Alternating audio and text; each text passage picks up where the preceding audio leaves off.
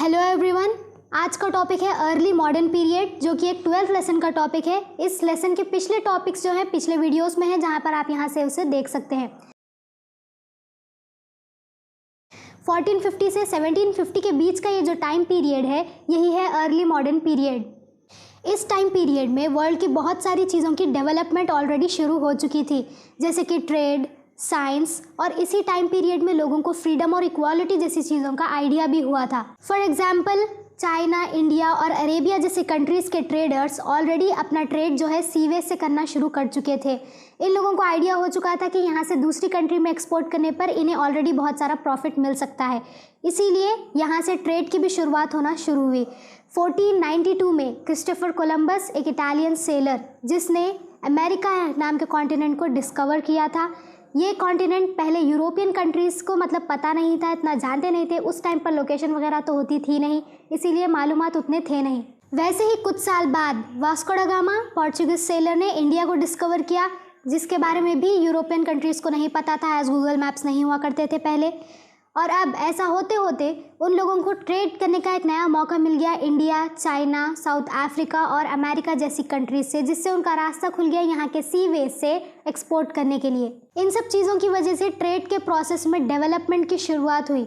इसके साथ साथ बड़े बड़े किंगडम्स और एम्पायर्स में भी डेवलपमेंट की शुरुआत हो चुकी थी, क्योंकि इन सब चीज़ों की पावर सिर्फ कुछ लोगों के हाथ में थी, और यहाँ पर के जो ऑफिशियल्स थे वो पब्लिक से टैक्स कलेक्ट करते थे। ये उन लोकल किंग्स और लैंडलॉर्ड्स को अपने नीचे दबा कर रखना चाहते थे, जो इनकी जगह पर रूल करना चाहते हैं। इसकी वजह से कंट्री की यूनिफिकेशन और डेवलपमेंट बढ़ती चली गई, क्योंकि जैसे इंडिया में मुग़ल एम्पायर ने अपना स्ट्रॉन्ग एम्पायर खड़ा किया था, वैसे ही दूसरे कंट्रीज़ जैसे चाइना, टर्की और ईरान में भी ऐसे ही कुछ एम्पायर्स थे।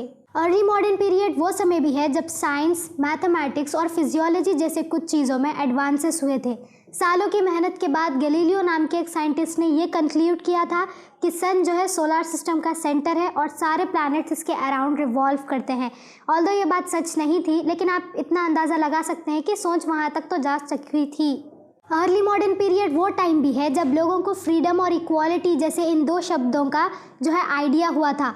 अब इन चीज़ों का इन्फ्लुएंस हर जगह पर अलग अलग तरीके से हुआ था।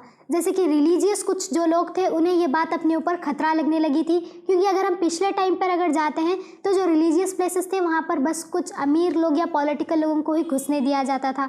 अब इन्हें लगने लगा था कि फ्रीडम और इक्वालिटी के नाम पर कोई भी चला आ जाएगा इन प्लेसेस के अंदर, क्योंकि पहले से तो इन पूर लोगों की जो है वहाँ पर आने के लिए उन्हें परमिशन नहीं मिला करती थी। और आर्ट्स की फील्ड में इस आइडिया पर बहुत ही रियलिस्टिक और खूबसूरत पेंटिंग्स बनाए गए।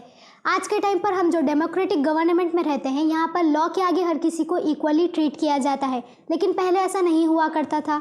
उस टाइम पर कंट्रीज़ के जो किंग्स और क्वींस थे, ये लोग अपने हिसाब से रूल्स बनाया करते थे और ज़रूरत पड़ने पर रूल्स बदल भी दिया करते थे। अब ये ज़्यादातर हिस्ट्री यही है कि लोग कैसे अपने सोशल राइट्स के लिए लड़ते हैं।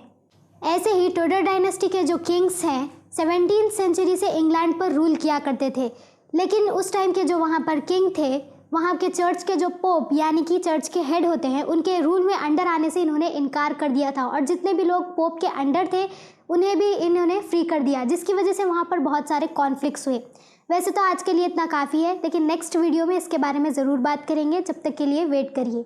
इस लेसन के नेक्स्ट टॉपिक्स के लिए अगली वीडियोज़ ज़रूर देखिए। तब तक के लिए बाय।